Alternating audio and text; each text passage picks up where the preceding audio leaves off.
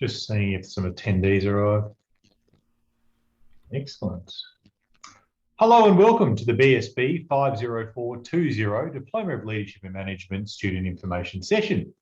With me today, I have Chief Academic Officer Iona McKinney. Iona, welcome. Hi, James. It's great to be here. Excellent. Now, today we're talking about the Diploma of Leadership and Management. Look, it's a really exciting course. We're seeing so much demand for the sort of skill sets and competencies that are being delivered in this particular diploma. And really, if anything, I think the demand for these sort of skill sets, particularly sort of in leadership, in both a face-to-face and remote working environment, have really escalated, certainly over the past 2 years or so.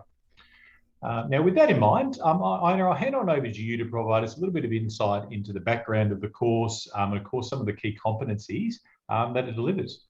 Okay, so the Diploma of Leadership and Management is delivered over a 12-month period.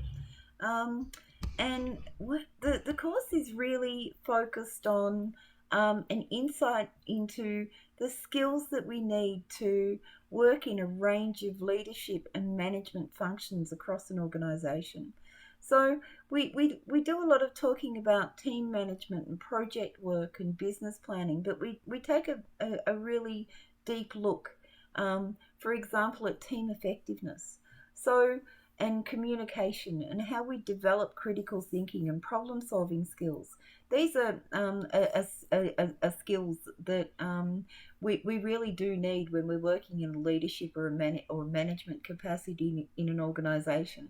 And really understanding how that works, how we work as a leader, how we communicate as a leader or a manager, and what the difference is between leadership and management, because often it's a very different approach to the same thing when we're working in a leadership capacity. So the course is broad-based, and it does really encourage us to develop our communication skills, our time management skills, but also a lot of what we talk about in the course is about teams and how we develop effective teams, for example, as I mentioned, but also that wonderful thing, where we look at innovation and we look at continuous improvement and we look at change management as well. And as part of change management, we look at risk management as well, because risk is not just something that's a risk, but it's also an opportunity, and how we plan for all of those things from a management, but also leadership perspective as well. Excellent. Now, we've got obviously key core business units and competencies that are delivered there, but we've also got the transferable skills, which I think are really important. Certainly a number of them there. I mean, we've got leadership, and certainly with the diploma sort of focusing on that, but things such as communication and also time management, I think are really critical, particularly when you consider the application of this course to a variety of different sectors and, of course, different functions within an organisation. Oh, most definitely. But also we have to consider that our the way we work and how we're working is changing. We know that our workplaces are becoming a mix of remote and on-site working. We know that we have teams in very different environments than we may have had previously.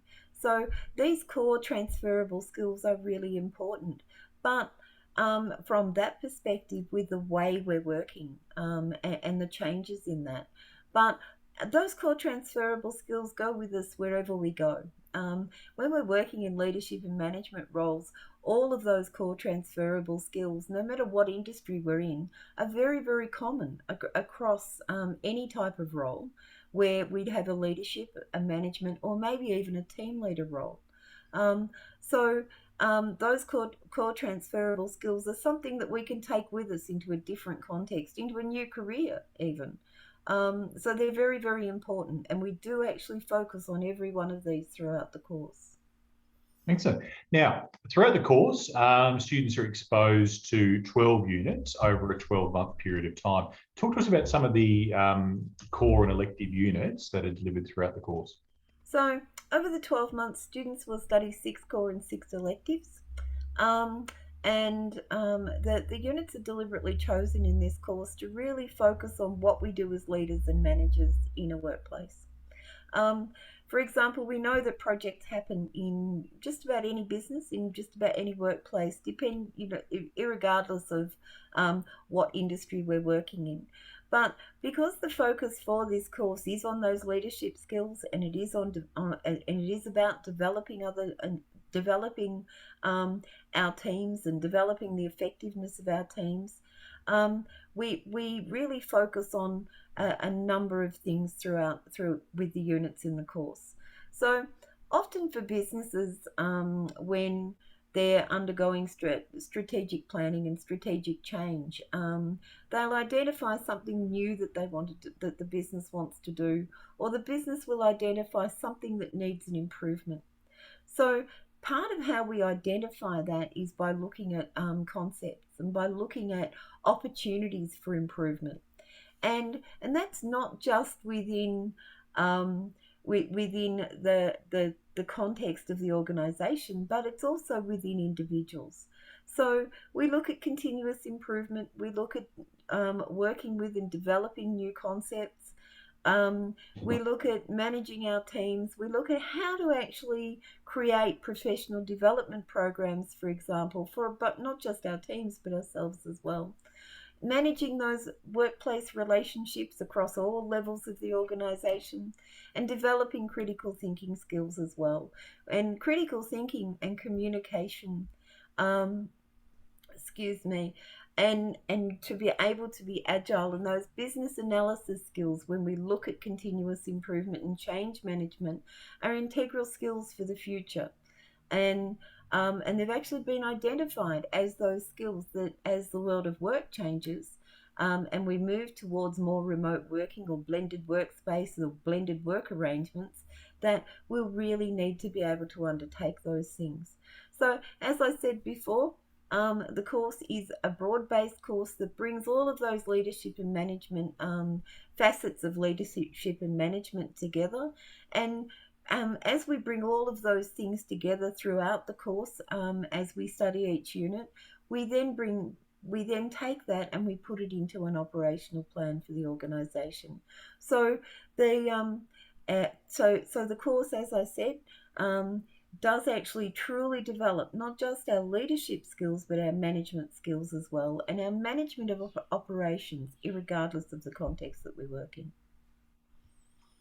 Okay, excellent. Now, I think so. When we have a look at those units, and we've made mention of it, a few times, and certainly the prevalence and range that these leadership and management functions really have, and the sort of applications that they extend to.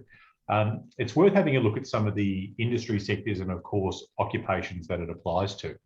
Obviously, we've got a number of industry sections up there, industry sectors up there, and it's not an exhaustive list by any means. And just give a little bit of an example as to some of the sectors where these leadership and management functions are being applied, but then perhaps even more so the occupations. And again, we've got a really kind of broad list of different broad list of occupations where we could find application of these leadership and management competencies. Now, I think to demonstrate the sort of demand that we're seeing out there in industry for individuals with qualifications and competencies and skills and knowledge and things like that, focusing on leadership and management, we can have a look at the business management role. Now, we've got some industry statistics from SEEK this year, and the average salary of $103,000 is certainly one thing. But I think probably what's really interesting is the job growth of 6.2% and the satisfaction of 4.4 out of 5, which again sort of demonstrates, particularly the growth figure there, demonstrates the sort of demand that we're seeing out there for individuals who are able to obviously demonstrate a lot of the skills and competencies that we've talked about today. Now, with the units that we've gone through, talk to us about how they're brought to life by way of the learning materials. So throughout the course, students will experience a range of learning materials. So there is textbooks available that are made available for students for additional reading. Learner guides, which if you like are a reader, that really focus on the learning objectives and the topics for each unit. There's self-directed activities that students will undertake, both from the texts in some units, but also from their learner guides as well, or their activity booklets. Throughout the course, for all units of study, we do make virtual classrooms available in the form of tutorials and study and assessment support tutorials. So the tutorials actually focus on the core knowledge for the units that students are studying, and the assessment and study support tutorials provide students with an opportunity to come together to work with the educators and trainers on specific assessment tasks, and to be able to learn more about the assessment tasks and how their tasks relate to their learning materials. Of course, there's other supports available in those sessions.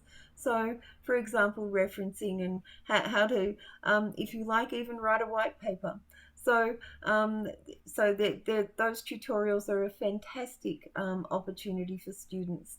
The students also will have video that they're able to watch that focuses again on those core elements of the unit that they're studying, and in some units there's podcasts available as well. What I think is really exciting is the broad range of course materials that are, make up essentially the learning material of this course. As you said, videos, podcasts, obviously the learning guide by way of the readers and things like that, and having exposure to such a broad range of media and different types of learning materials, I think really kind of brings a lot of the elements in this course to life. And yeah, in my opinion, certainly with my experience with online, I think that's really, really good. So the materials will actually, if you like, really be tailored to the unit of competence that the student's studying. So there's also populated templates, so students are able to download those templates, and they've been completed with a full example of how to, for example, develop a performance management plan for a staff member that you may be working with, that you're performance managing, just as a small example. Examples of policies and procedures, links to legislation. There's a whole range of learning materials that are made available to students, because as much as possible we want students to be able to experience what working as a leader or working as a manager in a workplace is really about. So we also make available a business simulation, so students are able to explore a simulated business and approach their assessment tasks as a leader or a manager in an organisation, which is great experience. Excellent. Now, I think really an extension of the learning materials themselves are the assessment functions that students are exposed to throughout the course. Now, obviously, we won't have every single one of these assessment functions applied to every single unit that we looked on earlier on, and it may in fact be a combination, or just sort of, I suppose, just a couple of assessment functions for each unit. Talk to us about what that might look like. So here at Mentor Education, we consider your assessment to be a continuation, if you like, of what you've been learning throughout your units and in your course. So as you move through your learning and through your learning path in each of your different units of competence, you'll complete self-directed learning activities, which will introduce the concepts and introduce some of the tasks that you'll be completing as far as your assessment tasks are concerned. So once our students reach their assessments, they commonly find that in their assessment tasks there's a mixture of different types of assessment tasks. So students might be asked to complete some short answer questions and undertake a project. The project might include a research activity, but then a presentation to actually that's about that research activity. Students might be developing policies and procedures and answering some long answer questions. They might be answering some multiple choice questions and responding to case studies and scenarios, but also creating a presentation. Commonly, students will experience two or three of these different types of assessment tasks in their assessment for each unit of competence. Great. Now, the online learning experience, I thought I'd just quickly take a moment to talk about that and some of the key requirements for students to engage in online learning. The first thing you're going to want to have access to is a strong and reasonable internet connection. The second thing, of course, is access to a laptop or desktop computer. And then finally, on that laptop or desktop computer, you're going to want to have access to a browser, so Chrome, Firefox, or Mac equivalent, or whatever it is that you choose to use. Now, through that browser, you'll be able to access the student portal, which will take you to the online learning management system, or the LMS, which we call it. And inside the learning management system, you'll get access to anything and everything that you need in order to complete your course. And of course, find links to all of your readings and media that form part of the learning materials themselves, in addition to being able to sort of download all of those assessment tasks. Now, one of the great things about it being online is the flexibility that it affords. So it might be that you're working full-time, you're running a family full-time, you're in fact doing both, and you need to squeeze in study whenever and however you can. So being able to access the learning management system essentially 24 hours a day means that you can make online learning fit in with anything and everything else that you've got going on, which is really, really great from that flexibility point of view. The other thing which I also like to mention, of course, is the ability to access the learning management system through a smart device. So that might be your smartphone or a tablet or whatever it may be. So if you'd like to perhaps do some reading or access some of your learning materials on the train, in transit on the way to work, or perhaps even do some readings in bed or whatever it may be, you've got the flexibility to do that as well. But certainly when it comes to completing assessments, we do recommend, of course, that you access your desktop or laptop computer. Now, throughout the course, really starting from the very beginning, even from the moment that you inquire with Mentor Education, you're exposed to a whole range of support functions that are delivered from a couple of different teams throughout Mentor. And of course, the first one is the Education Advice team. Now, they're based here in Melbourne, of course, available 9 to 5, Monday to Friday, Melbourne and Sydney time, directly on the phone and via email as well. And they'll work with you to talk to you about what it is that you're currently doing. That could be work-wise, study-wise, whatever it may be, and look at where it is that you're sort of heading and what some of your goals are. And then from there, identify what's going to be the most appropriate course or education solution based on what your goals are. And in this case, it may very well be the Diploma of Leadership and Management. In addition to the Education Advice team, once you're, of course, a student at Mentor Education, you're directly linked into our team of student support officers who can help you with just about anything and everything when it comes to your study. And that can be from onboarding you onto the learning management system. It could be resetting your passwords, setting up appointments with members of the education team, all sorts of things like that. Even things such as suspending your course or applying for extensions. And again, they're available directly via email or phone, 9 to 5, Monday to Friday, Melbourne and Sydney time. And arguably probably one of the most important support functions that you'll have exposure to as a student Mentor Education is the education team themselves. And Iona, I'll hand on over you to talk to us about what sort of support's afforded to students by way of the education team. Thanks, James. Students are able to call in Monday to Friday between 9 a.m. and 5 p.m. on the 1300 number, as it's shown here on the screen, and ask to speak to an educator or trainer from their course, so they're able to ask direct questions.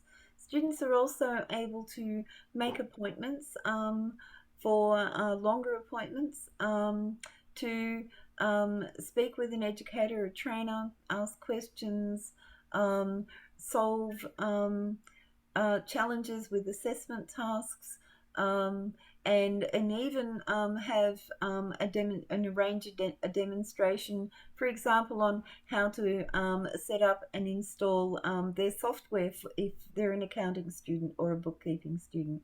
So there's a range of support that's available to students. Students are also able to utilise the service at mentor.edu.au email address and send through requests for support um, via the email address, and usually we get back to students within 1 to 2 business days. There's a range of other supports that we have available, as we can see here, that we really do understand that for our students life happens.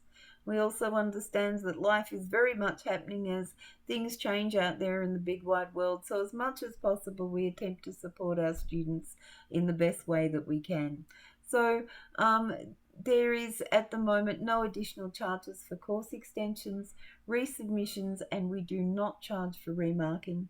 And we also don't charge for the additional one-on-one support sessions to provide that additional support for students, especially in a very much changing world at the moment. Now, I put together a series of questions that we often get asked by students. So what I thought I'd do, Iona, is just go through those. And of course, the first is, can I get government funding? And the short answer to that is no. So all of our courses are self-funded by students, or sometimes in some cases as well by their employers. But that said, we do offer payment plans and options for students, perhaps who aren't in a position to jump on the enrolment fee completely up front. And if you've got any questions about that, of course, the best thing to do is speak with the education advice team. When can I start? You can start at just about any time, which is really, again, goes back to that idea of flexibility and accessibility, which is really one of our focuses.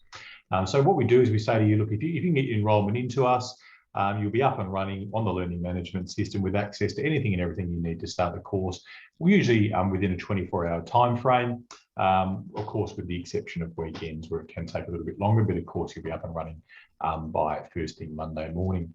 Everything's included with the course. So that's everything from your online textbooks to the assessments, anything and everything that you need is all included with the enrolment fee.